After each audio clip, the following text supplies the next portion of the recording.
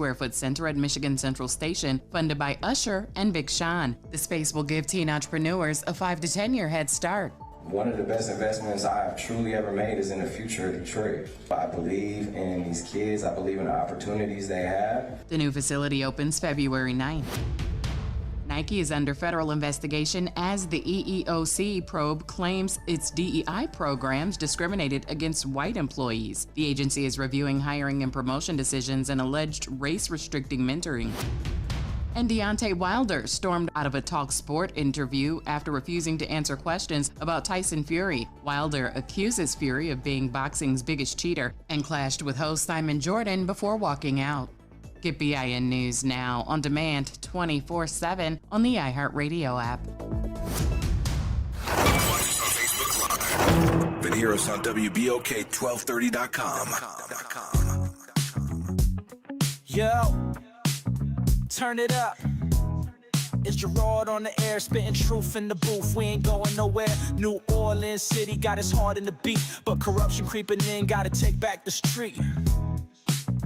But corruption creeping in, gotta take back the street. From the French Quarter vibes to the Ninth Ward grind, he's the voice of the people, yo, he's one of a kind. Talking about the struggle, the hustle, the pain, but with each word he drops, he's bringing power to the game. Gerod on the radio, calling out the lies, bringing light to the dark, keeping hope in our eyes. He's the voice of the people, making changes unfold. In the city of NOLA, we're reclaiming our soul.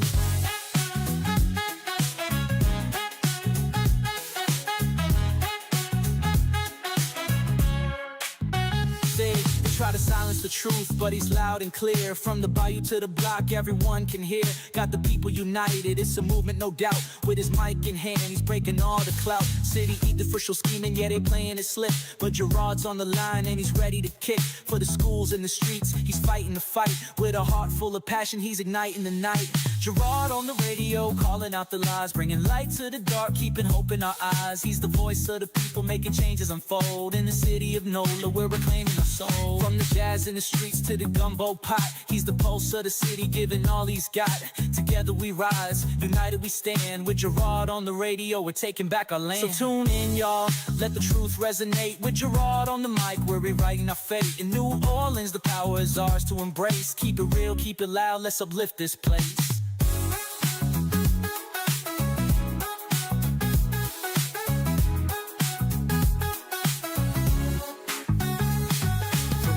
In the streets to the gumbo pot, he's the pulse of the city, giving all he's got.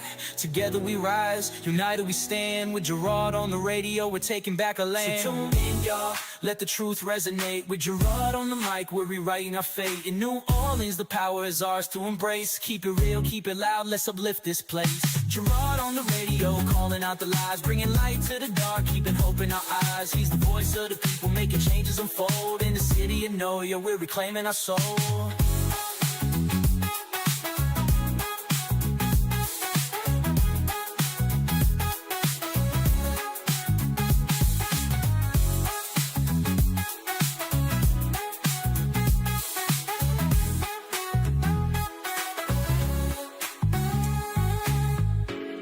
Yeah, tuning out, let the truth resonate.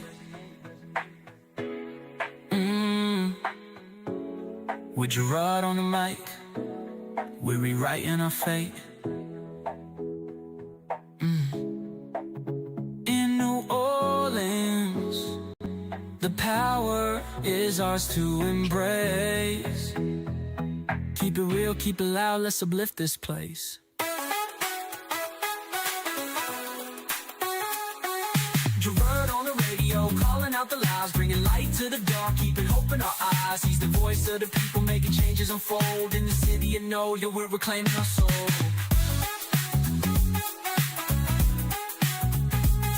Yeah, let the truth resonate. With Gerod on the mic, we're rewriting our fate. In New Orleans, the power is ours to embrace. Yeah. Keep it real, keep it loud, let's uplift this place. Yeah, you were talking all that noise till I opened the mic. But we talk noise that can't be on a mic is the problem. No, y'all were ad-libbing and singing and stuff. Wait. Because he started I didn't start today, did I? I didn't say anything to him. He goes, you talking all that noise to open up the mic. He leave the mics open anyway. I'll do it again. Now. I'll do it again. I know. Although they say they can read our lips anyway. Uh-huh. I'm being told that. Mm-hmm. Uh-huh. Well, I got something for you to read. Uh-huh. Good afternoon. Good afternoon. Yeah. What's up, good people? Welcome to Friday. Woo, woo. The start of Mardi Gras season and all the parades. You can tell by the traffic. Getting Bruh. here today Bruh. was terrible, bruh. Bruh. Bruh. Bruh. Yes. Did you come Whoa, off I-10? bruh. That's why I'm saying bruh. I came I came the other way. It's still bad. Like coming by 504 Golf in that area? Yeah. Mm-mm. That Howard Avenue exit was backed all the way up until the split. Really? Yes. You got to tell me about it, because the line to turn to go in front of the building, Yeah. way Yeah. back. It was on the highway. Yeah, That's where I started it's off at. the highway. So I jumped in front of some folks. I did. And they were on the horn. And I was like, I had no trouble getting here timely because I left on time. okay. Oh, here we go. All right. Here it is. we go. Here it is now. Here it is. You ready? I can't leave on time. Because I be in the office going, hello, welcome to the Bagneris firm. This is hello. Hi. Yes. It's the Bagneris firm. Hold on. Just a minute. Stacy, phone. Hello? Yes. You calling for who? Attorney Suzette? Yes, I'll give her the message. Hello? Yes, we're taking your intake. Yes, we're taking. I had 10 calls right before I left. She got me wearing my new nickname is Toby. I got half a foot. I can't put my foot down. I got half a foot. I'm learning a whole lot, but I got half a foot. That's it. So has anybody called and asked you for a request yet? For what? For a request. A request? Yeah. Hey, bro, play this song. No, they ain't doing that yet. Not yet. I'm gonna yet. do but it. he has been busy and productive. But, I'm just saying I left in a timely manner to get here on time. Oh, I had a telephone call for her right when I got ready to leave. I went up the hallway to go to her office, and I looked and I said, that office is dark. She was out the door, headed here. I was still in the office. So, but I got here today. I got here in time. You're going to have to handle the show. I'm going to sleep. Well, I can start off.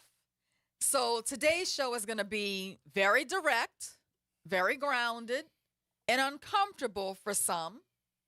And you know what? I could have sworn that every That's show we did this week. intentional. Yeah, I thought that's what happened every day this week. It probably was, but today is really intentional because today I'm here suited and booted. Oh, Lord. Okay? We're living in a moment where lines that once felt uncomfortable or immovable are being tested in real time. Lines around racism, leadership, accountability, truth, and consequences. Mm-hmm. Today, I'm separating outrage from history and anger from responsibility because this conversation deserves clarity and not chaos. So I want to start with something that should not require debate. This week, Donald Trump posted a video depicting Barack Obama and Michelle Obama as monkeys. Yep. Let's be very clear at the outset. This is clearly racist. Yep. Unequivocally, historically, and intentionally. This is not about just being offended. It's about history. Depicting Black people as monkeys or apes is one of the oldest tools of racial dehumanization in Western history, Western civilization. Mm-hmm. I'm so mad I can't even talk about it. That's all right. Get it out. It began during slavery when pseudoscientists claimed Africans were biologically closer to animals than humans in order to justify enslavement. That lie was reinforced through minstrel shows where Black people were portrayed as animalistic, unintelligent, and incapable of self-governance. During Jim Crow, this imagery became political propaganda. Newspapers and cartoons depicted Black Americans as apes to argue against voting rights, desegregation, and equality. The message was explicit. Animals don't deserve rights. So this trope helped to justify segregation, exclusion, and violence against Black people. It helped to normalize lynching. It trained generations of Americans to see Black humanity as conditional. And that is why courts, schools, and workplaces across this country recognize monkey imagery directed at Black people as explicit racial harassment. This is not subjective. This is settled history and settled law. So when people say, it's just a meme, or you're overreacting, the answer is simple. History has already answered this question. Now let's talk about standards. A high school student would be expelled for this type of conduct. Yep, you are correct. A teacher would be fired for this type of conduct. A corporate executive would be terminated for cause. The leader of a small organization would be dismissed immediately for acting like this. Mm-hmm. Yet when the person responsible is someone who has held or seeks the presidency, we are told to contextualize, excuse it, and move on. We're not doing that today. That is not resilience. That is normalization of indecency. And this is where the silence becomes impossible to ignore. Where is Black leadership? Where is the Democratic Party? I was surprised that Tim Scott, who has been like one of the, I thought it was interesting when Tim Scott was taking up for Donald Trump and running and telling everybody that he was the best candidate as a Black man. And today, he has not been able to receive one post in Donald Trump's cabinet, but he was one of the main folks speaking up for him when he was running for office. But today, when Donald Trump posted that ape caricature of Michelle and Barack Obama, he was one of the first ones to speak up and say publicly that that was very racist. Now, did that carry any weight to what we have seen him do compared to what he's saying now? And I think that, it was a soft blow. It wasn't a hell of a blow when you think of a Black man saying you being racist. But with him saying it, I think it didn't mean as much as it should have meant that a Black man was saying it. Okay, well, where are all the other fools? I'd like to know where Nicki Minaj is on this. I'd like to know where Snoop Dogg and Nelly and Ice Cube and anybody else who's been taken up for this man. I would like to know where you stand today. Mm-hmm. Because it is so clear that the person that you have supported thinks very poorly of Black Americans, is a racist out and out. Well, it's apparent to me for him to be able to do something of that sort, that Barack Obama is living rent-free in his mind because of the fact that he can't get over him. I don't know if anybody remember when the president at that time, Barack Obama, outed him at the correspondence dinner and really, lit into his butt. So guess what we're going to do today? We're going to go back so that everybody that has this outrage about what happened, we're going to go back and let Barack Obama hit it back. So we're going to end up playing his outrage about him running for president. We'll do that too. Very good. Very good. We'll take the break here. We'll come back. Yeah, let's take the break here so we can take some of these calls, and that is going to be a little bit long too. All right, more coming up, y'all. Everybody hold tight. Don't go nowhere. Don't you go. So you're not ready again? I hit the button, but you saw it took like almost 5 seconds for it to react. So I ain't got nothing to do with that. More coming up. Everybody be back.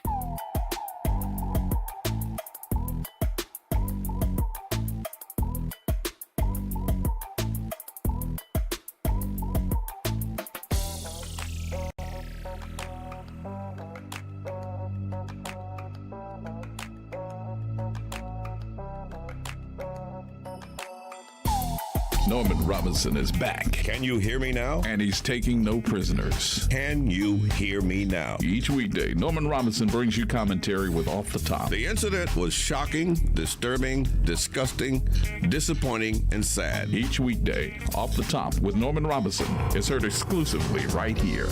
It's Off the Top with Norman Robinson on WBOK 1230 AM. The National World War II Museum, located in the Warehouse District of New Orleans. The National World War II Museum tells the story of America's experience in the war that changed the world, why it was fought, how it was won, and what it means today. Visit them online at www.nationalww2museum.org for time tickets and safety information. In New Orleans, experience isn't a slogan. It's the difference between promises and results. John Johnson has already delivered for this city. As a state senator and chairman of the Revenue and Fiscal Affairs Committee, John Johnson authored a $215 million legislative package that rebuilt the Superdome, constructed the Saints training facility, and built the New Orleans Arena, projects that fueled jobs and economic growth. He secured $135 million to complete the Morial Convention Center, $10 million to make Jazzland and Six Flags a reality, $6 million to expand Suno, and $30 million to build the Technology and Research Park at UNO. That's not talk, that's results. John Johnson also brought more than $185 million in district improvements, strengthened higher education, and authored a constitutional amendment approved by voters to help limit state debt. I've never believed in promising what I can't deliver. I believe in doing the work and getting results for New Orleans and St. Bernard Parish. With seniority, experience, and a proven record, John Johnson is ready to return to the state Senate, not as a freshman, but as a leader. John Johnson for state Senate. Paid for by John Johnson for Senate. Hi, I'm Sidney Bartholomew. My wife Lisa and I are raising our 9-year-old daughter in Gentilly, where I grew up. I'm asking to represent you as Louisiana State Senator because as a builder and former athlete, I cannot sit on the sidelines. Our community has dealt with the same issues of a stagnant economy, the rising cost of insurance, and concerns over public safety. We just can't wait another 20 years.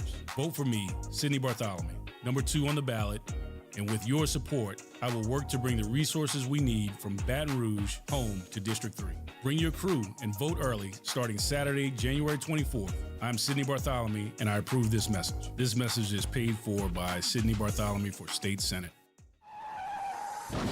A careless driver can change your life in an instant. Do you know what to do or who to call? If you've been injured in a motor vehicle accident and do not have an attorney, call Auto Accident Help Desk for a free consultation.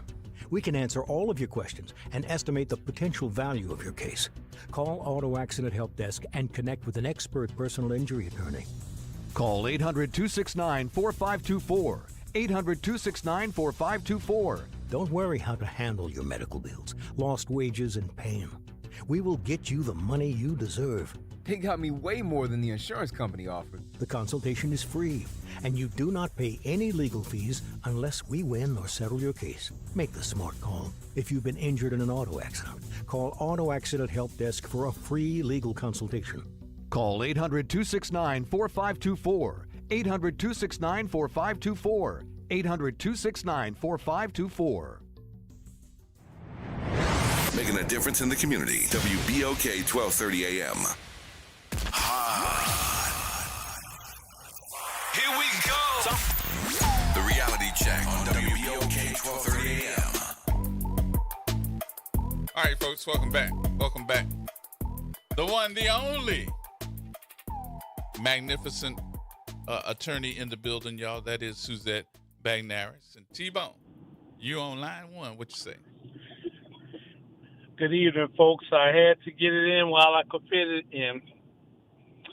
I'm glad that y'all saw my post some kind of way and decided to talk about this topic here. How you doing, Counselor? I kind of agree with you wanting to hear from the celebrities, but no, I don't want validation from them because I feel like Those celebrities that defended Trump or defended their tax purposes. Now, you know what I want to hear from? I want to hear from them black ministers that park their rears and their feet under the table by the White House to pander up to this man. I want to hear from the NAACP, the SCLC. I want to hear from the black leaders of this community, including co-owner Troy Carter on this.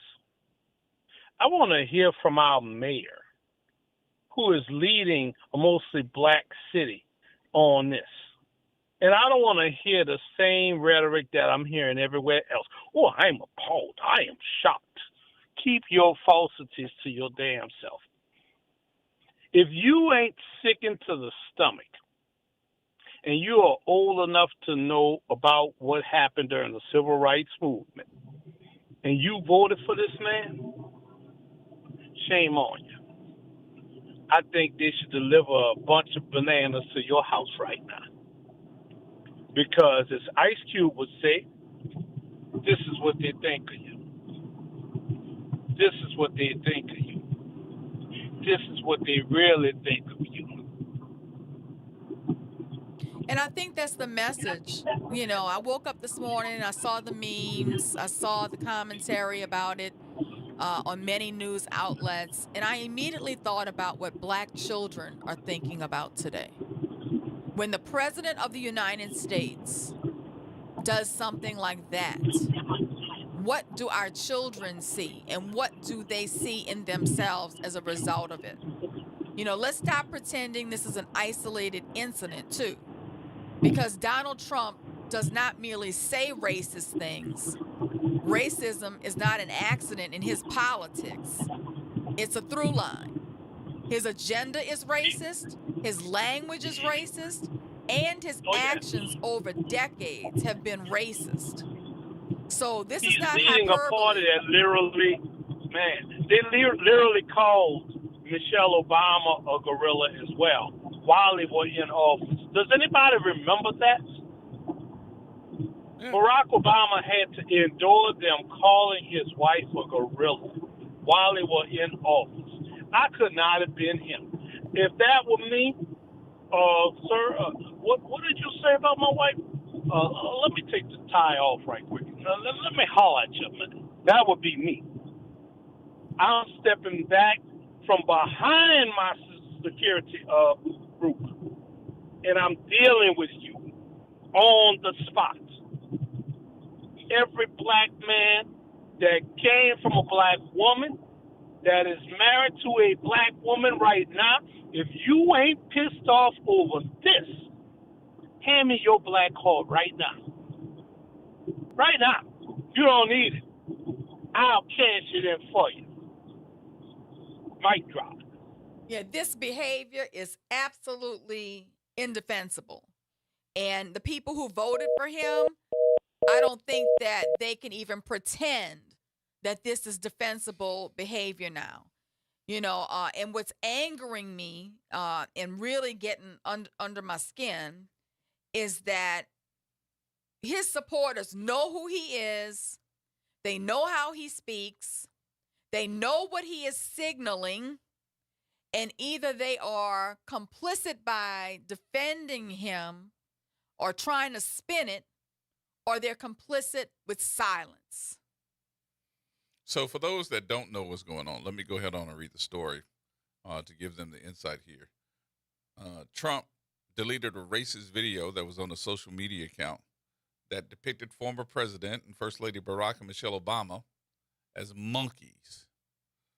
This was following criticism from a bipartisan group of members of Congress as well. That's why he deleted it. Yeah. Praying it was fake because it was the most racist thing I've seen out here in the White House.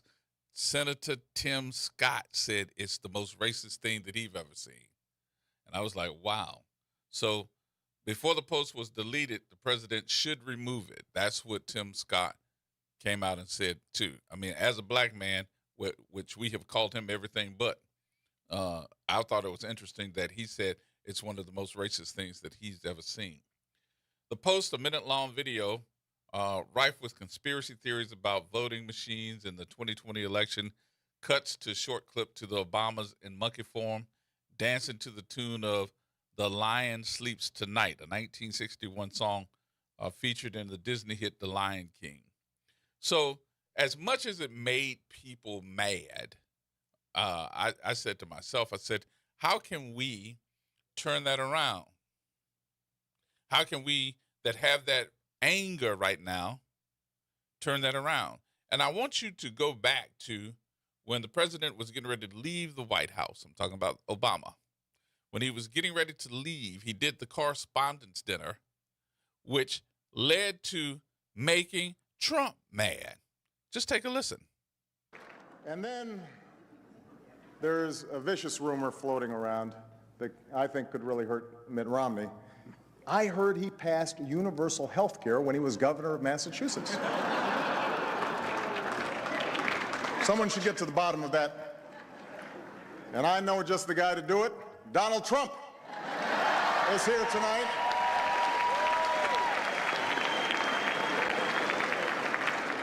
Now, I know that he's taken some flack lately, but no one is happier, no one is prouder to put this birth certificate matter to rest than the Donald.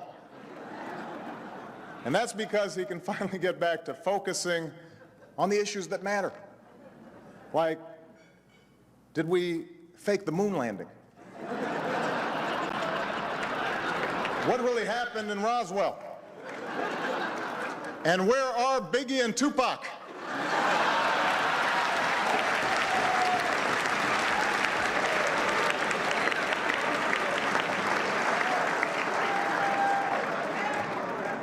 All kidding aside, obviously we all know about your credentials and breadth of experience. For example, no, seriously, just recently in an episode of Celebrity Apprentice at the steakhouse, the men's cooking team did not impress the judges from Omaha Steaks. And there was a lot of blame to go around, but you, Mr. Trump, recognized that the real problem was a lack of leadership. And so ultimately you didn't blame Little John or Meatloaf. You fired Gary Busey. And these are the kind of decisions that would keep me up at night.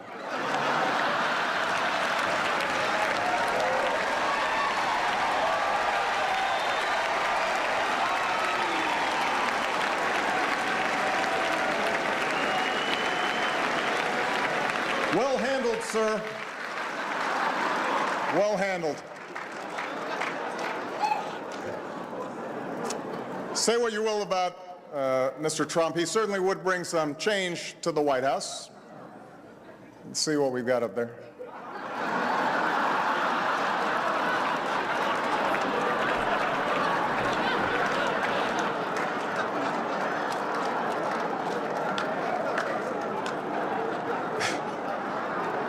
So, yes, this has been quite a year in politics, but also in the movies. Many people, for instance, were inspired by The King's Speech. Wonderful film. Well, some of you may not know this, but there's now a sequel in the works that touches close to home. And because this is a Hollywood crowd, tonight I can offer a sneak peek. So can we show the trailer, please? The following preview was begrudgingly approved for all audiences by the President of the United States. The film advertised has been rated U, unwatchable. The year is 2011, and opposition rises. Congressional Republicans could force the federal government to shut down. And a president must face. Republicans are serious about an amendment that would eliminate funding, this is serious business, for the president's teleprompter. His greatest challenge.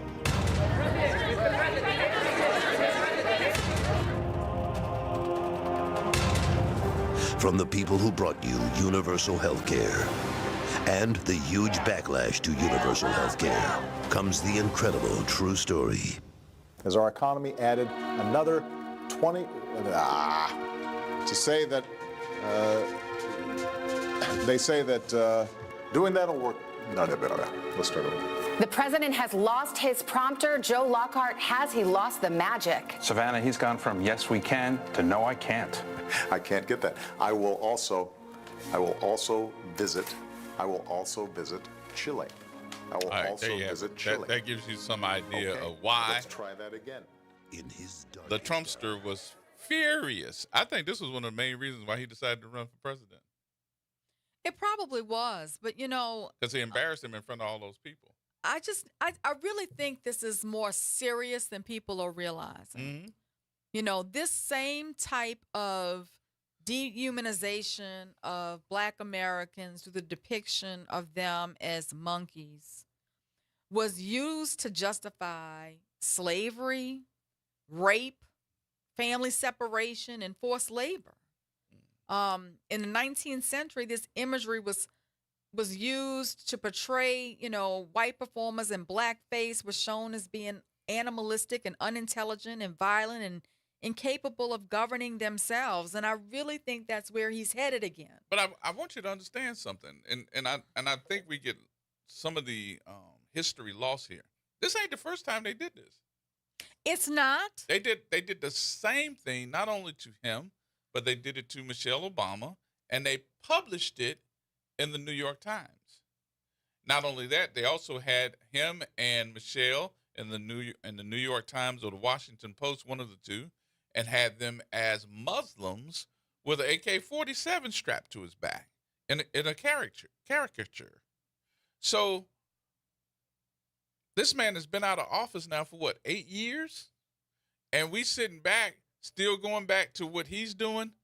This is a distraction. Oh, well, it's a distraction from the Epstein files, which we're definitely going to talk about today, too, because I understand he did this. I think he did this because he wanted to distract people from the fact that the Department of Justice has now erased documents released in the Epstein files. And they missed one of the most important ones, and it was stated on Stephen Colbert the other night, and that was that he supposedly had raped one of those little young girls.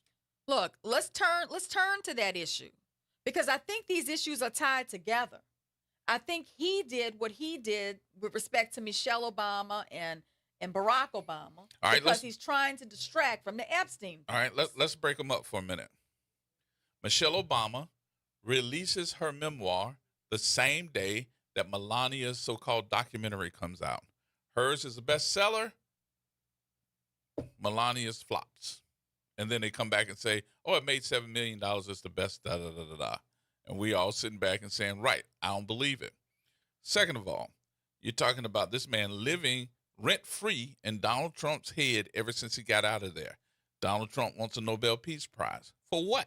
Because Barack Obama got one. And he didn't. And he never let it go. The entire time he was sitting up there going, the Nobel Peace Prize. I did this. I stopped 8 wars. I did this. I did that. I did that. No, you haven't. But you're getting on everybody and saying that you're the person that should receive the Nobel Peace Prize, and you bring the future leader of Venezuela in to visit you, and she's trying to give you hers. I think stop you from attacking Venezuelan ships. Well, I just think it's outrageous that you would even consider receiving somebody else's Nobel Peace Prize when it's not presented to you from the folks with the Nobel Peace Prize. And they made it a point to have a press conference to let you know, if we didn't give it to you, it still belongs to the person that received it. Not because they gave it to you. You can hold it, but it's not yours. And we're not in the position to give you one anyway. And I thought that meant just as much, because that's living in his head. But he was bullying Venezuela, stealing their oil, utilizing that money to put in his own private coffers, all to try to bully that woman into giving him her Nobel Peace Prize. Okay. He's a bully in chief. We know that. We know that. We all know that. But if those folks that have the ability to make some type of decision to stop it don't do it, and then you have folks that are sitting back and saying, Well, let it go. Let it go. Let it go. They're going to keep letting it go. Let me tell you, there is no coincidence that he releases this video about the Obamas when MSNBC reported that a recent document released related to the Jeffrey Epstein files included a spreadsheet that catalogs allegations involving Donald Trump and children. Mm-hmm. Let's be precise with our language because precision matters. These were allegations, not findings, but it was a spreadsheet that outlined everything he did with a bunch of children. And the Department of Justice deleted that document. I am so disappointed in this farce Department of Justice now that they would delete such a hot and public document related to the President of the United States. That is a cover-up, in my opinion. That is a cover-up. You know, the Epstein case is unique because it sits at the intersection of wealth, power, politics, and sexual abuse. And for years, the public has been demanding the release of these files. Then they release them, and Trump is all over them. You can't deny what this man is now, okay? You can't defend it, and you can't deny it. And at the same time, this is in the forefront. He starts releasing this meme about the Obamas. He's trying to distract us from talking about the fact he's a racist and a pedophile, and his supporters know it. His supporters know it now. It's in their face. They can't deny it. They can't defend it. It's out in the open. It is documented. It's no longer a word we need to run from because it is documented. It is well documented. So, you know, we're at a point in United States politics where they are supporting and covering up for someone who's outwardly racist and a child molester. But we already knew this, though. We knew it. Right. But now his supporters really can't deny it. Yep. They really can't deny it. But they're choosing to allow him to stay in office. So I really think that he has made it a point to talk about Barack Obama because of his ability to unite people, and he knows that he's loved. The second part of it is Michelle Obama. If we go back to the Democratic speech where she made it a point to say, you are not going to put myself, my family in danger, and I'd never be able to support and stand with you. And she said that at the podium at the Democratic National Convention. She didn't hold back. She let it go at that podium, and it was powerful. He never got over that either. So, of course, he's going to pick with her. And they kept picking with her, saying that she looked like a man, saying that she's this and that she's that. But I think that they forget the man that you're so envious of, because that's what it sounds like to me, envy and jealousy.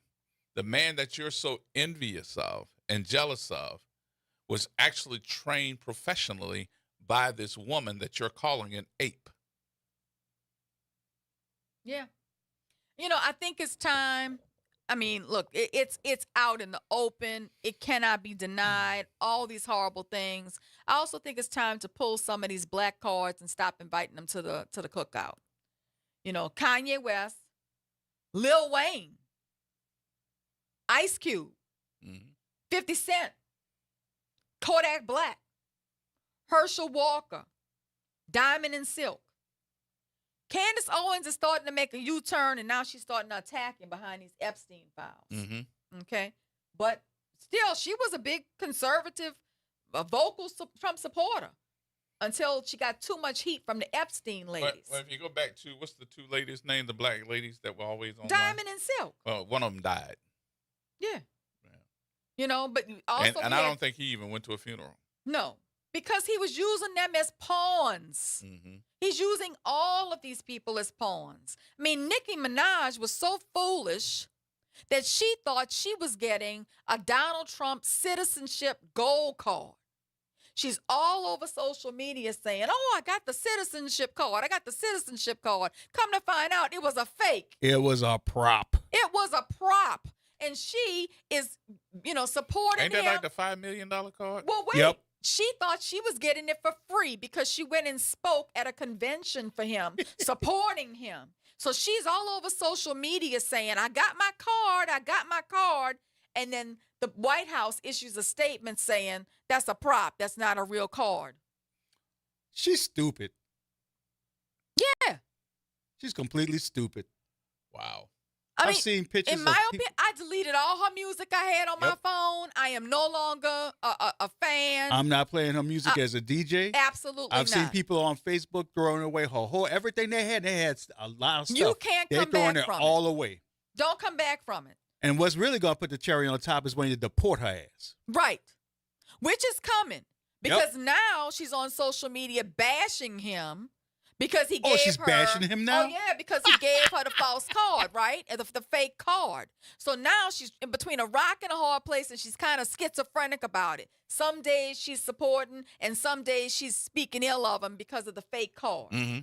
How can you say do-do, do-do, do-do, do-do? Oh, Cardi B's having a blast going after Nicki Minaj behind it. Go Cardi. Go Cardi. But She I'm a outside. Cardi fan. She outside. That's my girl. But nonetheless. Hold on. Before it gets any deeper? Hold on. I got to do it before it gets deeper. She is not a Cardi B fan. She thinks she is Cardi B. You didn't know? More coming up. Well, y'all kind of the same complexion.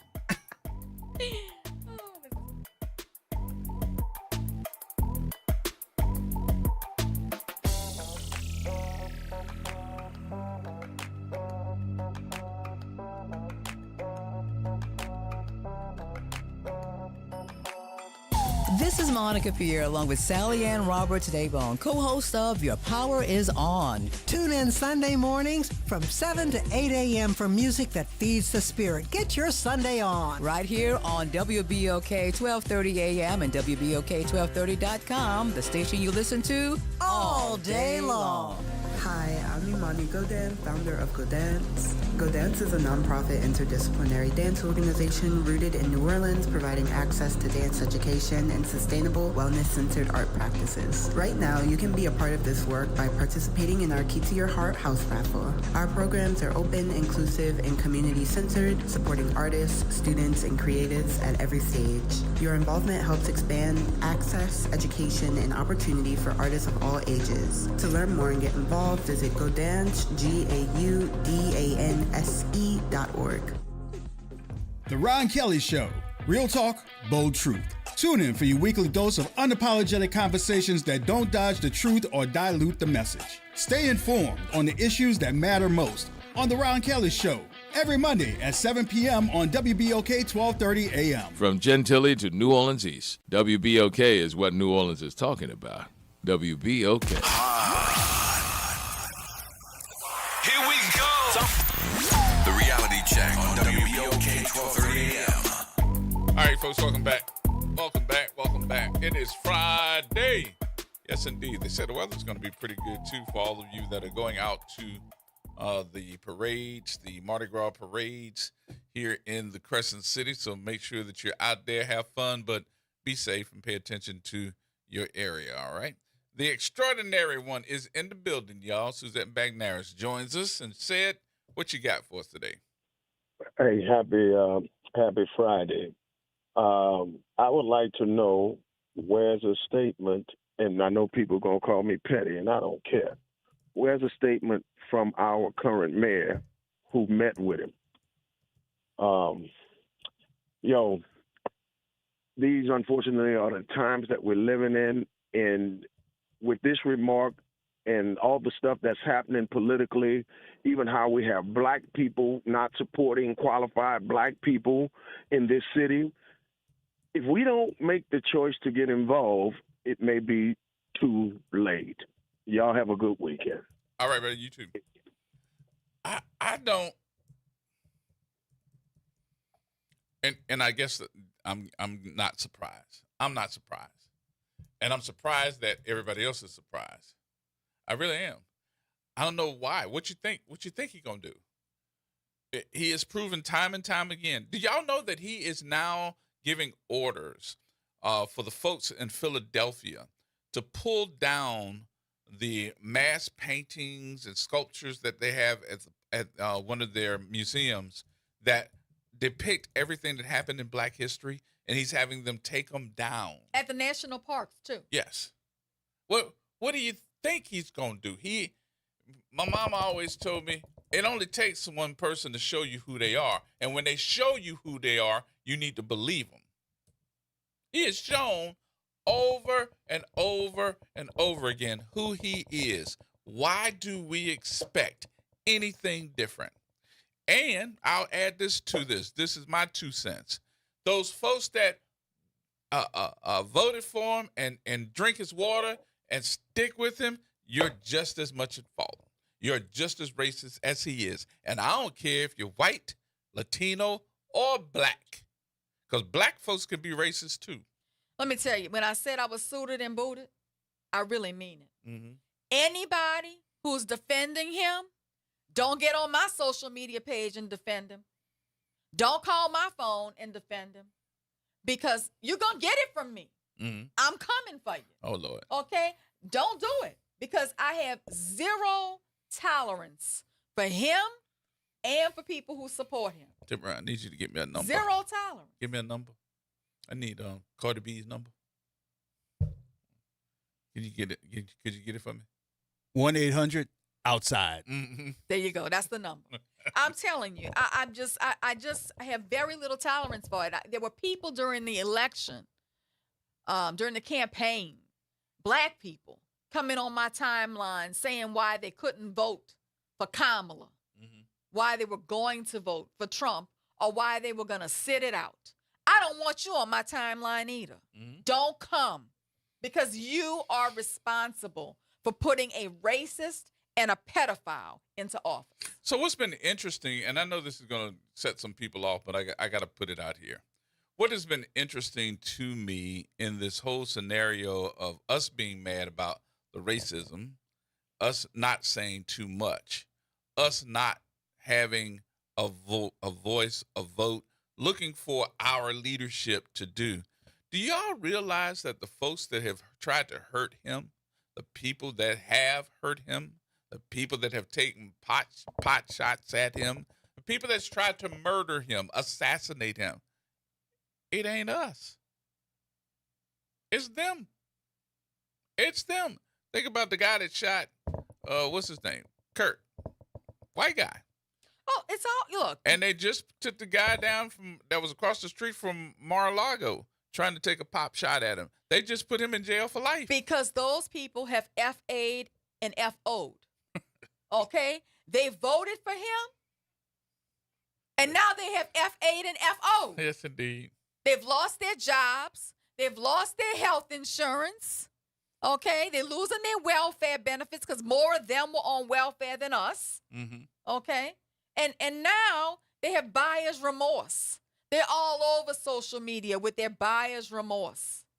If I would have known he was going to do If I this would to have us. known. I'm going to tell y'all, my housekeeper is one of them. I tell Sister Gerod all the time. Yeah, your housekeeper. She voted for Trump, and she was so adamant. She would come to my house with the Trump shirts on. My mother, my 85-year-old mother, was having a standoff with her because when she knew the housekeeper was coming, she'd throw on her Kamala shirt. She'd bring out her Kamala bobblehead doll. And every day when I would get home, my mom would tell me about her interchange with the housekeeper regarding Mr. Trump.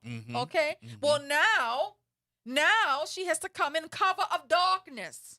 Okay? Because they're afraid. They have drones following them on General de Gaulle. You're good. They have drones following them on the West Bank Expressway. And now she's telling me, Mr. Trump, he's the monster. He's the monster. And my mom rolls out her room just in time to say, you voted for him. See, you're good because she would have rolled to my house with a Trump shirt on. Oh, you're fired. You got to go. Oh. Well, see, if you don't take that off, you have got to leave. Right. I'm at work when all this is going on, right? But see, they were very staunch supporters of him because they're Hispanic.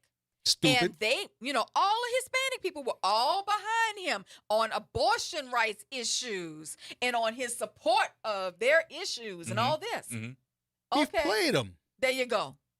There you go. So one of the things we found out, especially with the Hispanic community, when we started talking about Hispanic men did not believe, and I don't know if this has changed or not, I don't think it has, didn't believe that a woman could lead the way.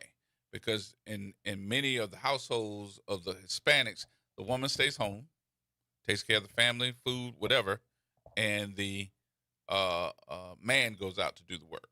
So they couldn't believe that a woman of color was trying to lead them. That's what that was. That's known. Okay, then let's take Kevin. Kevin? Hey, man, thank y'all as always, man, for having these conversations. It's just not being done. I guess more and more now since it's getting pretty blatant. But look, I hear us talking about, we talk about everything but our accountability in the face of the circumstances that we're living under. This is not new. We've been here 450 plus years. This is not new. We got to quit acting like we have this righteous indignation after 450 years of being benignly neglecting our responsibility to be accountable for building our support infrastructure in our community, knowing that this has been going on for 450 years. So how are we accountable for when Donald Trump depicts us as monkeys? What responsibility do we carry when someone with power dehumanizes us? That's the problem. We can't be accountable for him. We can only be accountable for what we do. And I'm not saying don't talk about it. What I'm saying is that's not a substantive thing to change the quality of our life. Okay, what's substantive is what we do have control over, our actions, the order of our footsteps. Okay, what infrastructure are we building, support infrastructure are we building, like the Jews and other people who can actually feed and clothe and work to build their communities? Black people have fought and died to get the black excellence in these positions of authority and high positions. And they crumble like wet toilet paper house of cards as soon as Trump started kicking them out of those offices. They've been in those offices for 30, 40 years, and they've done nothing to build any kind of support system from being in those positions. And they crumbled. The first sociopath get in there who don't care about decorum, they crumble like wet paper towel because we don't build support system in our community. So we can at least take care of ourselves when these things happen, because the rest of these people are clearly doing what they're going to do, the Spanish, the whites. And quit talking about it ain't Trump. It's all these people who supporting him. Trump is one person. He's getting supported by those people who created the plan, who got together in the think tanks and created a plan that they're following now. We're not even learning to do what other people do to be successful. That's frightening. And look, when black folks getting up here and start talking like me, all of a sudden we conscientiously stupid. We don't understand when those of us who talk like this are talking. Okay? But I don't know that it's a fair comparison to compare us to the Jews. No, I'm not comparing it to the Jews. I'm saying look at what they do to be independent. Right, but they also have generational wealth spanning decades and more lending power and more ability to borrow than we do. And I'm not arguing any of that. All I'm saying, matter of fact, they have a whole nation of people wherever they're at overseas or wherever they're in Israel, whatever, supporting all that. So we don't have that. We were stole from Africa. We don't have that. That's granted. But in the meantime, when are we going to start building what we can build? What we do have is all I'm saying. I'm not comparing us to nobody because no one was enslaved like us. Nobody was stole from all the heritage like we were. So let me put something in perspective, though, for you, Kevin, and I think that you got to put this into that speech. Every single time in history that black people have done exactly what you're talking about, it either gets burnt down, tore down, or we can't we can't use any of it to get ahead, even though if it belongs to me. That's why we had places like Rosewood.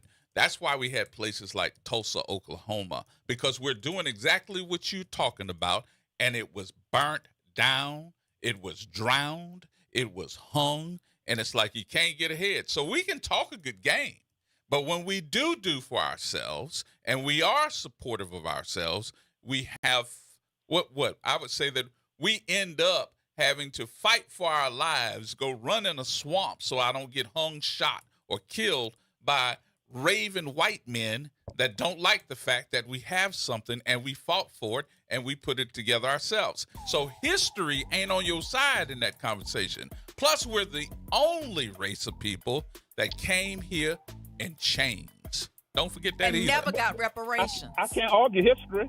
That's history. That's nothing to argue about. All I'm saying is, let's do something different today. Just because they did me something today don't mean I don't keep doing it tomorrow.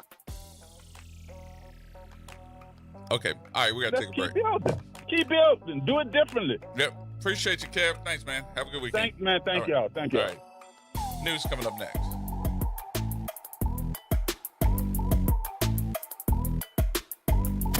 From the campus of Xavier University, WBOK Go and Equity Media Station. I'm Bree Wood with BIN News Now. California could decide control of the House. The Supreme Court has cleared the state to use a new congressional map that may give Democrats up to 5 extra seats. GOP Assemblyman Carl DeMaio calls the move the death of democracy. You're going to have millions of Californians lose any sort of representation. Voters approved Prop 50 to redraw districts.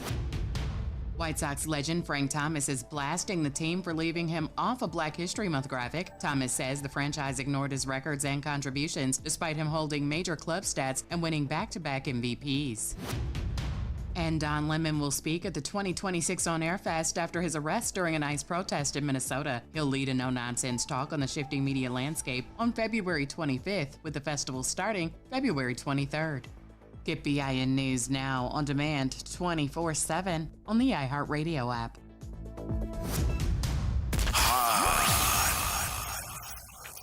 Here we go. The reality check on WBOK 1230 AM. All right, folks, welcome back. Yes, indeed. It is Friday. I'm just going to say this. You cannot compare the African American plight in the United States to that of Jewish Americans, Vietnamese refugees, or other immigrant or diasporic groups. Not when our Jewish brothers and sisters are now described, and if you haven't, you need to read Professor Shepard's book, because the name of it is about colonialism. They don't talk about colonialism when it comes to us. Right. And I'm not saying that those groups did not suffer, but the structure, the duration, and the purpose of the harm that they suffered versus what we suffered and are still suffering are fundamentally different. Right. This is not a hierarchy of pain. It's a distinction of history and systems. So African Americans are the only group in U.S. history whose labor built the country. Right. Families were legally owned as property. Go back. Culture was systematically stripped. Go back. The labor that built the country, and the labor was free. Right. Still uncompensated. Families were legally owned as property. Culture was systematically stripped. Language and lineage were erased and is still being erased as we speak. They're burning all of our history, and whose descendants were denied repair by the same government that sanctioned the harm. So slavery wasn't a temporary displacement, so you can't expect us to be on equal footing with all these other ethnic groups and have all the systems to fight the system the same way they do, because of where we were. I mean, slavery was also followed by black codes and convict leasing and Jim Crow and redlining and sharecropping and voter suppression and mass incarceration. So there's never been an interruption. We can't catch a break. And then when we finally start making strides to get on on closer footing, not even equal footing, closer footing. When we start breaking the glass ceiling and having some black millionaires and a few black billionaires and building our own businesses and hiring our own people and really starting to climb the ladder, then we get this clown in the White House who turns back the clock 50 years on us, takes our civil rights away from us, and is now openly calling us monkeys on his social media and has a band of his own violent police force called ICE to just slay us in the street and abduct us off the street, bringing us back to, modern day lynch mob. That ain't nothing but the Proud Boys. That's all it is. That's all it is. Let's take some of these calls. Don? Hey, Gerard. How you doing, sir? Suzette, everything is good, man, and I'm glad that Suzette kind of explained, what's going on, because I can understand what Kevin's saying, but with all of the things that have happened, to black people in America, since we got here, man, I remember a year or two ago, Gerard, you talked to a lady from, I believe she was from Detroit. And she mentioned about the, because she was talking about post-traumatic stress disorder. And she was saying that, black people have to go through that on a daily basis. Right. And, no other people had to go through. Right. When we get up in the morning, we're going to end up going through some type of stress. And as a black man, we really go through it when we get in our car and drive down the street. Right, and I think what's happened, even though we have, as Suzette mentioned, millionaires and some billionaires, blacks have attained those positions in some cases. But what happens, I think, is that over the centuries and decades, we have a culture that people, our people don't have the wealth amongst everybody that we are able to get together, like Kevin was talking about, and make dramatic changes, because we're so far down the line as far as the power that we hold. White America feels that they can do whatever they want, and all we need to do is just sit back and not say anything. And I think we've gotten to a point now where we are looking at a guy in position of power that doesn't care what he does. And a lot of people, when you think about people calling themselves Christians and all, when they look at what this man's doing and can think that they're could call themselves Christian and say that he's doing okay, then their mind is really shot as to what's really going on.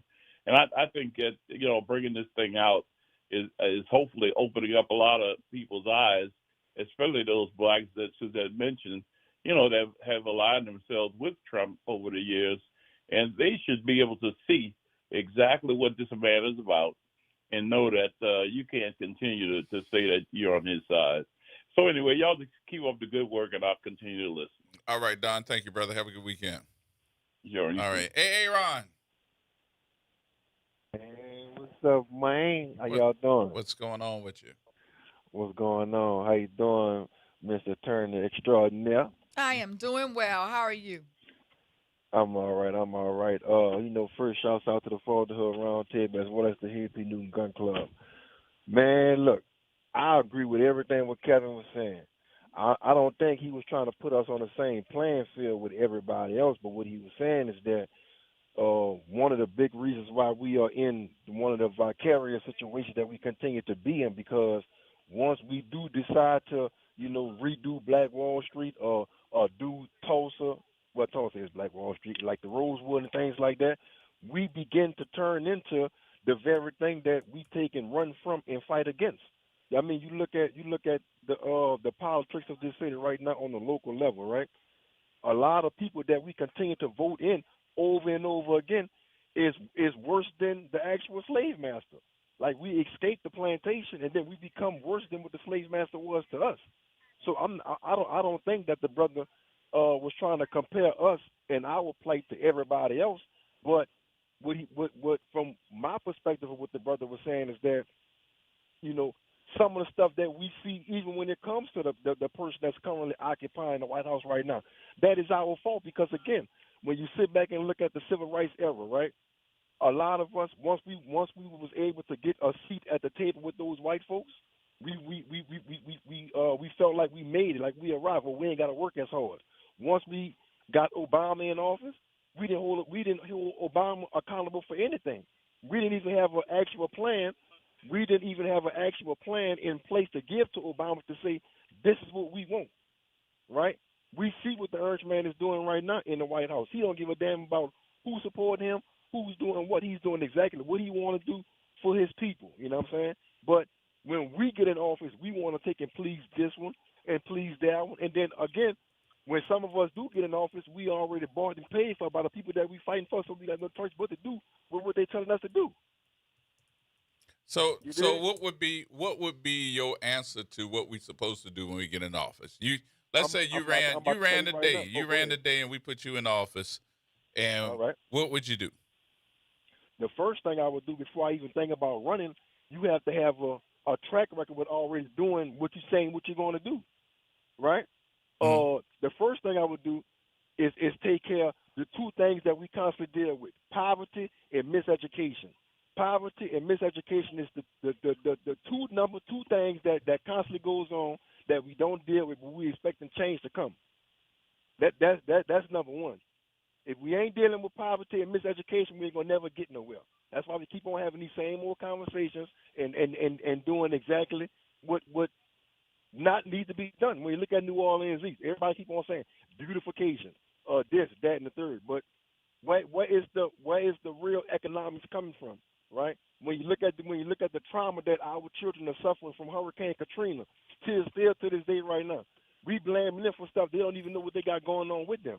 So the first thing we need to do is get into this educational system and stop allowing, because we went to school with this person, or we on a deacon board with this person, or we in the same sorority or fraternity with this person, we too afraid to tell them the truth. If you're not capable or suitable to be in a position, you got to get out the way, period. But we don't want to tell people the truth because of these relationships that we have with these certain people. Everybody who called this show, even y'all who's sitting on this show, we know the answers to the problems that we have, but some of us are too afraid to address them because of the personal relationships that we have with some of these people. So that's the first thing I'm doing in office, day one: miseducation and poverty, and also have a proven track record of doing community stuff. You can't tell me once you elect me, I'm going to do this. No, you can't do what you have a track record of already doing. People don't become a doctor Monday and start doing doctor things on Tuesday, Wednesday, Thursday. No, they already prepared to be doctors before they even became a doctor, if that makes sense. You want me to tell you why building a Black Wall Street is not feasible today? It's because Black people don't support Black people.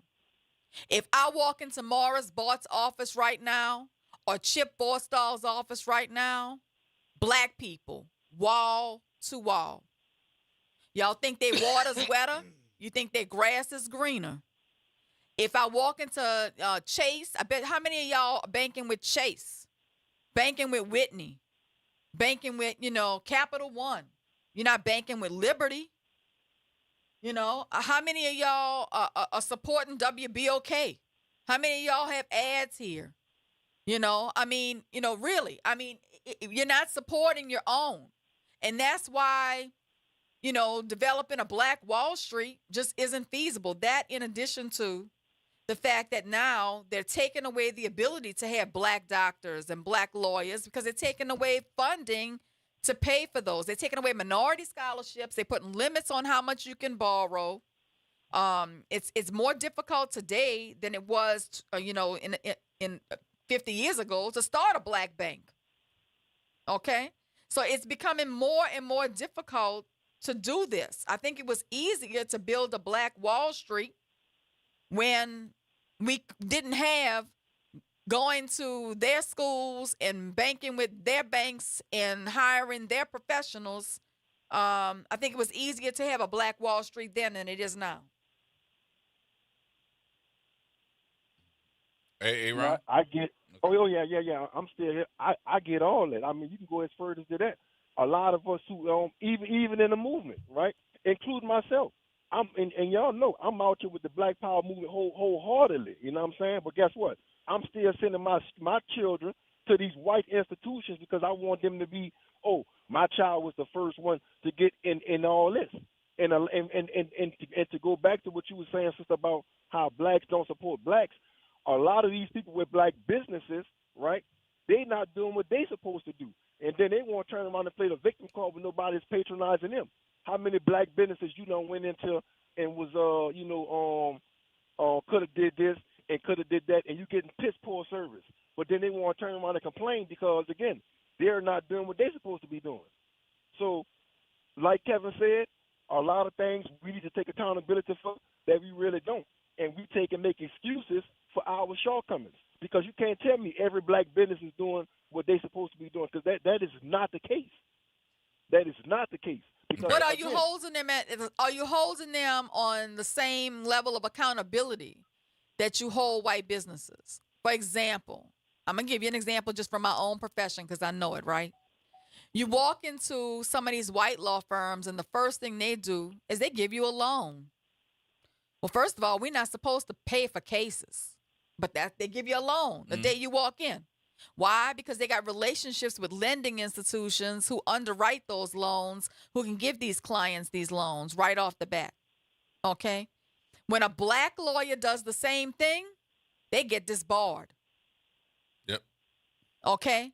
So, I'm just saying there's reasons why some of these things exist that we don't have any control over. Definitely. But not to cut you off, sister, not to cut you off, but see how you say it is things that goes on that we don't have control of. It's things that we do have control of. The problem is we keep on forgetting there is more power in the people than people in power. And we keep on setting our businesses up based on how the other people set their business up. No. Listen, when you look in our community, everything that we need, we have. We have our own doctors. We have our own lawyers. You one of them, right? We have our own cooks. Everything that we need is in our own community. Our biggest problem is, number one, we keep on trying to do what was already done. There is no need to go back to exactly how it was, but again, we cannot become the very thing that we run from and fight against. All right. Everybody, each and every one of us got something special that's what's inside of us, but we got to stop looking to the European way of doing things. Too many times we want to take the way how we supposed to do things, and we want to, do it how the Europeans do it. No, that don't match us. Even how we have babies, we ain't supposed to be laying down having no babies, but because the European person say, "Oh, you got to lay down and have a baby," that's what we do because we don't know who we are. Yep. All right. Cool. Hey, Ron, thank you, my brother. Appreciate you. And look, I can't believe I agree with Kevin, but I agree with Kevin wholeheartedly, though, bro. Yeah, check your text messages here. I know. All right, my brother. All right, Galloway. What's going on, Brother Gerod? What's happening with you? All right, happy Friday to everybody. Happy carnival season and all that good stuff that's going on down there. Yes, sir. Listen, you can't sit there and say, "Oh, I ain't comparing us to the Europeans," but then you first thing you name, I do what the Jews do, and look what the Jews are doing, and all this and that. Do you realize those European Jews have been receiving reparations since 1947? It's 2026. They've been receiving reparations from Germany and the United States of America for Holocaust survivors. Yep. So if you're gonna sit there and try to say, "I ain't gonna say this," but do what the Jews doing. Those folks have money and loan money from decades ago. But I want to get back to this Donald Trump. Donald Trump is who he is, and I'm glad that he actually showing y'all that he don't care. And it goes back to every single politician that's running for election. The midterms is less than 10 months away. If they have not came out and made a statement today, you don't need to vote for them. And I mean that from the bottom of my heart. That's how you get them, number one. Cassidy's up for re-election. You think he said anything today? The NAACP, they put out their statements and all that stuff. You got to remember, Donald Trump's father was arrested for fighting with the Ku Klux Klan. That man was a slumlord millionaire in New York. The death wish that he put on the Central Park 5. We can go through all the stories. But today, he did exactly what he wanted to do. He's mad because corporate media did not run those stories first thing in the morning. He wanted to wake up at 5:30, 6 o'clock in the morning and see his video playing on Fox News, ABC, CBS, and NBC. Social media got a hold of it before then, and it bust his bubble. And I'm telling y'all, this guy does not care. But as for us black people, we're doing the right thing. WBOK and all other black radio stations, we're addressing it. We got to let these people know. And for y'all that's waiting on the mayor to say anything, Helena ain't said nothing about the meeting that she supposedly had with Donald Trump. Whatever lie he told on her, she hasn't corrected. That woman is not going to say a word. She's too busy appointing her little buddies to positions. Who's the head of public works right now? The deputy CAO. That's another inside good old boy job. You mean to tell me you couldn't find one black person to be in charge of those streets and the roads? Mm-hmm. Come on, man. It's a game that they playing. But I'm glad he put it out there. I'm extremely glad. So now, when somebody knock on my door or send me something, where was your statement when Donald Trump portrayed black people as apes and monkeys? They don't have one? Don't vote for them. I think that meeting that Helena had with Trump did her more harm than it did her good. You know, the mayor met with former President Donald Trump during her trip to Washington, D.C., a visit tied to national events such as Washington Mardi Gras in her meetings with Louisiana leaders. We blew the story that's where she was right here on WBOK. And the encounter lasted about 20 minutes and was a side meeting on the margins of broader events in the Capitol. Mayor Moreno posted about the meeting on social media, and she said she thought it was important for Trump to meet her and hear from her as the newly inaugurated mayor about challenges facing New Orleans and the need for federal engagement. Now, what's interesting about that meeting is what made headlines wasn't just that the meeting happened. It was that Moreno and Trump offered completely different versions of what was discussed. Trump later publicly suggested that Moreno had thanked him for deploying the National Guard and framed the conversation as support for his policies on law enforcement. But the mayor, in contrast, did not confirm that she thanked him at all. Her emphasis, she said, was on broader federal support for infrastructure in the city's needs. So the discrepancy between the two accounts drew more attention because it touched on ongoing political tensions. And so I think that meeting, although she may have had good intentions about it, it's really blowing up in her face. In my opinion, you're 100% correct. Because I don't believe either one of them what they said. You know, and you talk about Tim Scott. Let me tell you why Tim Scott gets zero credit. This man has shucked and jived his whole entire career to be under Trump's coattail. Hey, Galloway, hold on. Don't go nowhere. We got to take a break here. Hold on. More coming up, y'all.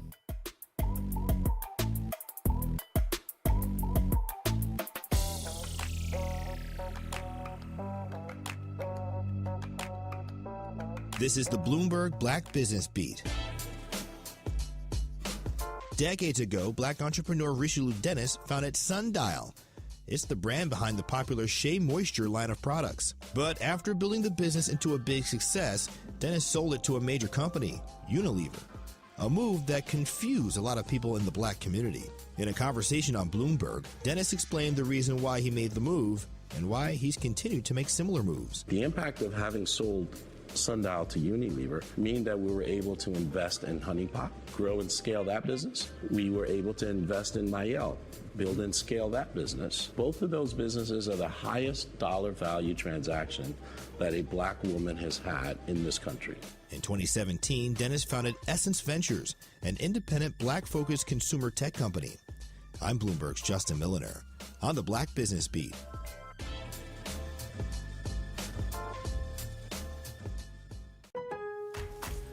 Time is valuable.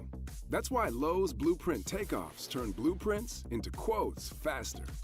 Bring us your plans, and we'll generate itemized material lists to make quoting easier so you can get back to building. Plus, at the Lowe's Pro Desk, you get access to thousands of building materials not sold in store. And when your order's ready, we'll deliver everything to the job site. Improving is easy at Lowe's. With Fidelity Wealth Management, a dedicated advisor gets to know you and your goals to build a comprehensive plan to help grow and protect your wealth. Backed by a team of specialists, they'll analyze all your accounts, even the ones they don't manage, to keep an eye on taxes and provide proactive portfolio insights that can help you unlock your wealth's full potential. Learn more at fidelity.com/wealth. Investment minimums apply. Fidelity Brokerage Services, LLC. Member NYSE SIPC. Hi, I'm Leo Jackson, host of Sunday Gospel here every Sunday morning, 5 a.m. to 7 p.m. and 12 o'clock till 2 p.m. You don't want to miss this move of God. It happens only on WBOK. You listen to all day long. What if just $50 could open the door to your new home? Godance is inviting you to enter their Key to Your Heart house raffle, where one ticket gives you a chance to win a 3-bedroom, 2-bath home in the city of New Orleans. The drawing will happen on Valentine's Day, February 14th. Tickets must be purchased by February 12th at 11:59 p.m. Enter now at RAYZE.it/Key to Your Heart. Ladies and gentlemen, boys and girls, welcome to another open enrollment update. Who do I have on the line today? Hi, you're speaking with Vanessa Scott of BSG of Louisiana. Can you tell us a little bit about what is open enrollment? The open enrollment period is for Medicare members that want to change from one plan to another. Why is open enrollment so important? Because a lot of people missed out on the annual enrollment period, so they need to have a one-on-one review. And if you have questions or concerns about your Medicare plans, what should you do? You just pick up the phone, call 504-621-3687. We even come out to your house. Zero cost to them. Get with BSG of Louisiana for your Medicare review. For church groups, senior communities, or disability organizations, call 504-621-3687. We are an independent insurance agency providing information about Medicare-related insurance plans. We are not connected or endorsed by Medicare or the U.S. government. Making a difference in the community. WBOK 1230 AM. Here we go. The reality check on WBOK 1230 AM. All right, folks, welcome back. Galloway, we sorry, bro. How you doing? Yeah, I'm still rolling with you, brother. Go ahead, finish what you're saying. Oh man, I did want to touch on when you talked about Miss Suzette talked about black banks and using black law firms, black construction companies. That is a big problem amongst us. I will say this. I had to really make people understand how the black bank made that money stay in your community. Now, there are a few far in between black banks, but if you have a black bank, please put something in there. You can start one of your kids a saving account or yourself a saving account. You don't have to use it for your primary spending, but put something in those banks. I know I have two. One in Houston and one in Dallas that I use. It's black contractors, black people that actually know how to do work, small jobs. Use them. That is a huge problem with our community. We don't think that our people only thing that we're good for is to either do our hair or bury us. Other than that, we do think Mr. Charlie Ice is colder. We're afraid to send our kids to HBCUs. For what reason? I don't know. That was probably the greatest life experience that I've had. So that's all I really wanted to say, brother. But you have a good weekend down there. So, Callaway, I do want to throw this into your conversation piece. And I think that we all, I think that's the big picture that you're talking about. That's part of the big picture. We haven't gotten past the small picture yet. And the reason I say that is we're so busy and not looking at our communities. We especially here in New Orleans, we have identified several different parts of town in this city that's a food desert. We don't have grocery stores in certain parts of our community, or we only have one. But we have what the folks up north would call bodegas. We got corner stores everywhere, and they're not even owned by us. So and then we go in there, we serve them. They cooking in there. They got little groceries in there. That you can buy cell phones in there. You can pay some bills in there, and they're doing everything for our community to get our money, but at a certain period of time at night, they pulling down the they pulling down their daggone shutters so you ain't gonna break in there, number one. And then number two, they talk to you crazy when you go in there, but you keep going back. But when we open up a corner store or we do something of that sort, we're the first ones to judge them, especially if they make a mistake. And what comes out of your mouth is, I ain't never coming back in here again. And we judge black businesses like I don't know what that is. It's almost like self-hate. We judge black businesses so bad to the point where I'm like, why would you even open up a business if you're a black person in a black community sometime? It's not all the time, but sometime. But we'll sit there and we'll do a Yelp on them. We'll do a judgment on it and print it up. But yet we walk into other businesses that are owned by other nationalities. They talk to you crazy, treat you bad, and you still standing around the corner to get in there. And that's the truth. That's the truth. Now, but since he mentioned the black banks, I just want to put this information out there. We have 3 choices here in New Orleans for black banks. Mm-hmm. Liberty Bank and Trust Company, Hope Credit Union, and Greater New Orleans Federal Credit Union. All 3 black banks. I want to say this. Prime example of the restaurant you're talking about. Go look at Manchu and then go look at Little Dizzy's. Right. That's the prime example. And how many times have we tried to shut down Manchu? How many times have we protested? How many times we say we ain't going up in there? How many of y'all gonna have Manchu chicken on your Zulu ball table?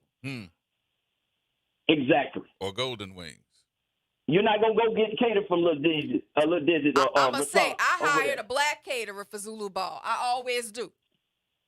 Exactly. I keep telling folks, if you start small, by just say if you can't cut your grass, have a young black man cut your grass. Yeah. Or a young black lady. It does not matter. Yep. Then you move on up to home repairs. Go find you a black insurance company. You see what I'm saying? They're out there, but y'all said it right. We're afraid to give folks our money. And then if you do give them the money, you're going to act like, it's just words I don't want to say, but you just going to act real strange when you got to deal with black people. I tell you, one of the issues with dealing with black people as a business owner, if you are a business owner, I don't know what this mentality is, but you automatically think that I need to be able to give you a discount. Oh, I'm so happy you said that. I'm so happy you said that. You won't ask nobody else for a discount. I even went so far. But I got to give you a discount. I went so far as to ask some of my white colleagues, who are working with me on Hard Rock, whether their clients routinely ask them to cut their fee at disbursement time. And they said no. They don't cut their fees. But we routinely are asked to do so. I think that's just a problem, I mean, not only should we be paying the price, because the price is the price, we should also be tipping, not lawyers, but I mean, like in general, like businesses, when using black businesses. You're right about that. My thing is, I think somehow right around after integration, we as a people stop really believing and trusting our own people. That Mr. Charlie's ice is colder.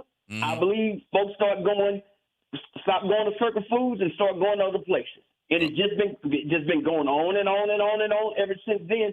And I don't understand it because I do not go to grocery stores and especially corner stores. I am not giving Bin Laden and Taliban people my money. It will not happen. Well, I'm going to tell you, I was writing checks today. Gerard can tell you my daughter's getting married in Houston in 3 weeks.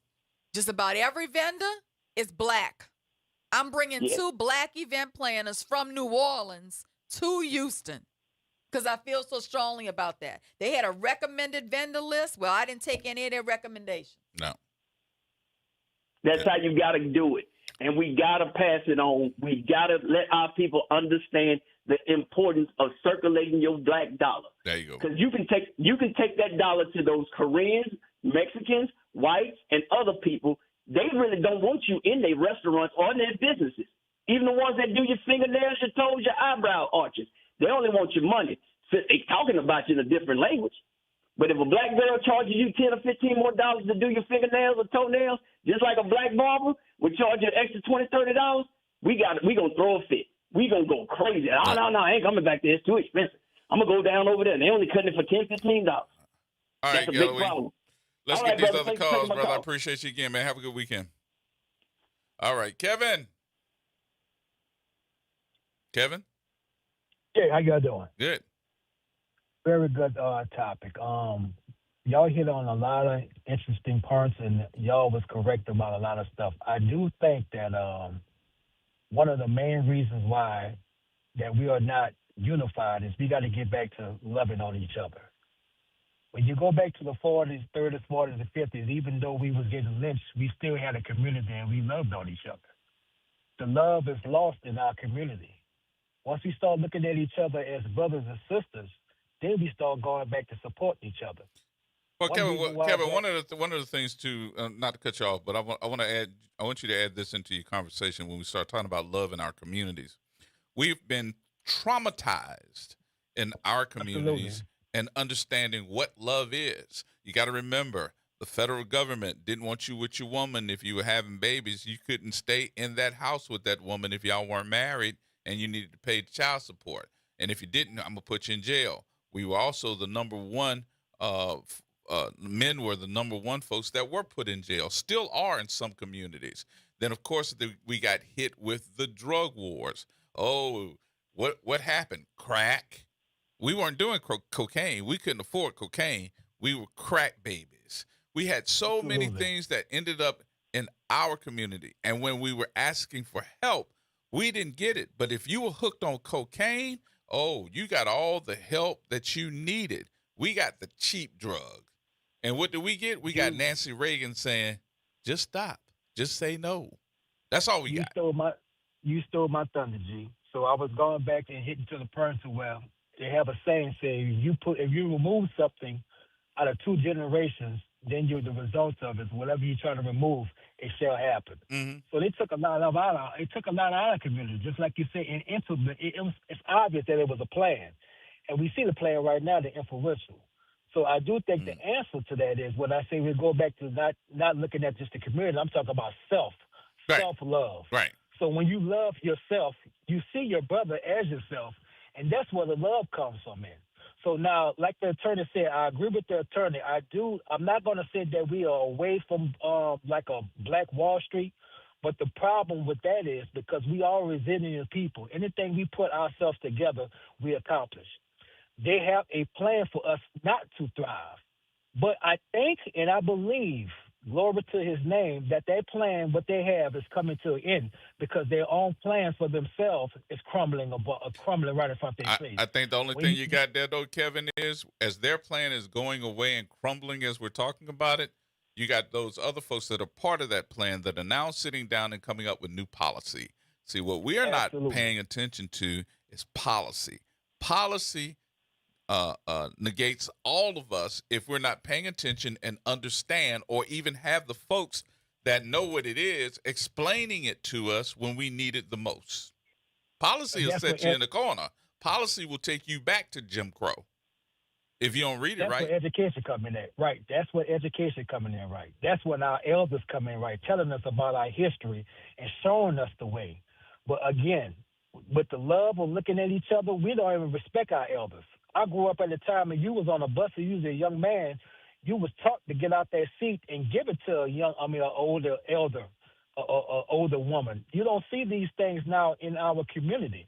I'm not bashing our community, but I do think one of the answers is love and educating our youth, coming from the elders to show us the way.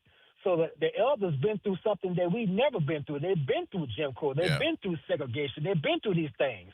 So by us not seeing these things, we do not, when I say we, I'm talking about us in the community, the time that we are in now, we do not have that answer of their self-love when they was together, when they went through these things. My grandmother and our grandfathers, majority of them had 8, 9, 10, 11 kids. You got to understand something about today's grandparents. Today's grandparents are 36 hanging with the kids in the club. You look. This grandparents They did a number on 57. G. Hanging in the club. they did the numbers on it, G. You know, you got to admit that. They did the numbers on it, but I don't think, I really believe that the plan that they had is crumbling apart. History shows every regime failed from their own self-demise. So by this man being in office, we just seen it all crumbling above, and it ain't going to do nothing really but get worse. Yeah. So as it get worse, we need to unify, come together, continue to look at each other, love on each other, and then the plan is going to be implemented with each other, and then we're going to always win like we always been. Thank y'all for taking my call. All right, Kevin. Thank you, brother. Leon. Leon? Hey, what's going on, Gerard? What's happening with you? Thank you for taking my call. Oh, yeah, I lost my mom on the first, so y'all probably haven't been hearing from me in a little bit, so. Sorry to hear that. Oh, man, I'm sorry, brother. Yeah, all right. That was my condolences to but the whole family. Yeah, I appreciate that. My comrade ain't around. He was there. For me, so I already know how you go. Well, Gerard, where we go from here? See, my thing is, they finna undo him. We always say, sit back and get your popcorn and just observe and watch how they respond to all this here. I want to say this to everybody. Biden had all the files. He done nothing. What they say about President Biden? Oh, don't get too quiet on me. You might hear the thing peeing on the cotton. All right, let's go there. So when Trump, they say, we're going to undo all this stuff here. Sit back when he out of here. If he don't succumb to an untimely demise, which would be timely for all of us, or when they undo him and impeach him out of here, when we get the numbers on the next, we should get the numbers. And in Louisiana, y'all listen to us. Texas turned blue. What we waiting on? You hear me? I'm going to say it again. Texas have turned blue. So what we waiting on? We talking. Okay, now, let's talk about it. Here we go. If they claim we're going to undo all these insanities that the executive orders and all this stuff that he put in place, we shall see, Gerard. We're going to see how quick the Democrats undo some of this stuff. It shouldn't be take long either. What we going to see? That's all I want to say. Appreciate the show. I've been listening, Gerard. I still listen. I'll explain the radio. I'm listening on this other radio station because I don't have AN in my vehicle. You listen to 107.1? So do I just go online to get the rest, or do I? Yeah, the 107.1. 107.1. Okay. All right. Got you. Check it out. All right. Thank you, Leon. Enjoy the autograph here. All right. Well, as we wrap this show, Gerard, I just want to say congratulations to the ladies of Femme Fatale who are having their annual ball tonight. And I do also want to say congratulations to King Zulu, who will be raising his flag on Sunday.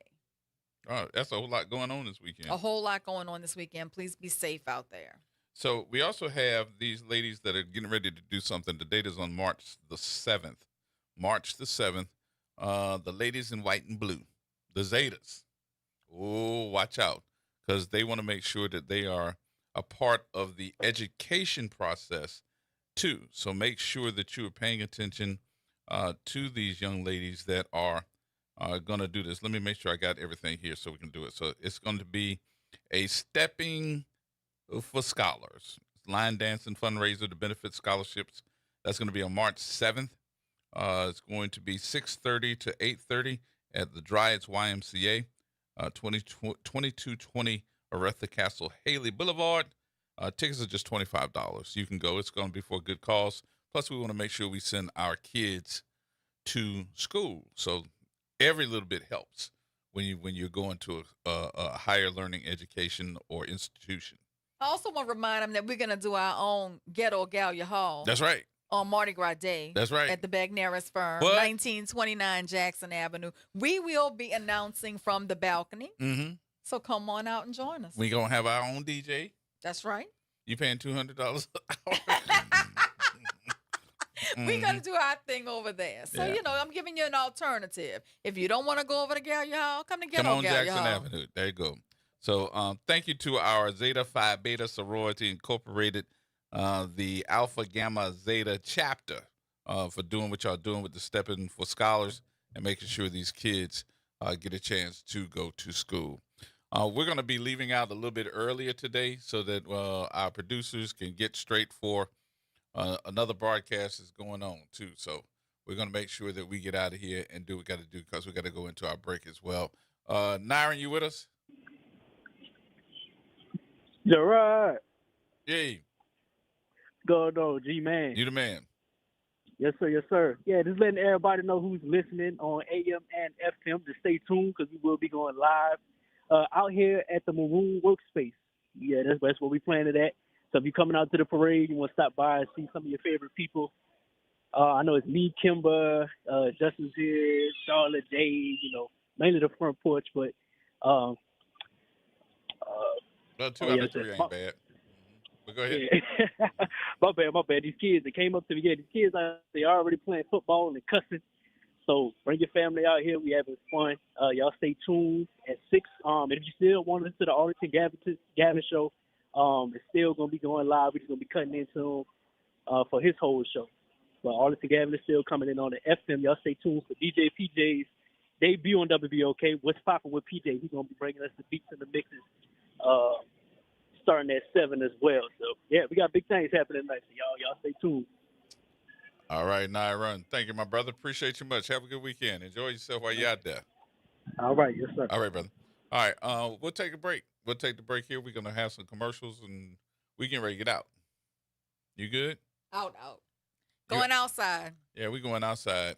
But look, before I go, I do want to thank you. It's my pleasure. Because being here all week, I mean, that's been great conversation. I think that we've done some excellent shows. I appreciate everything that you do.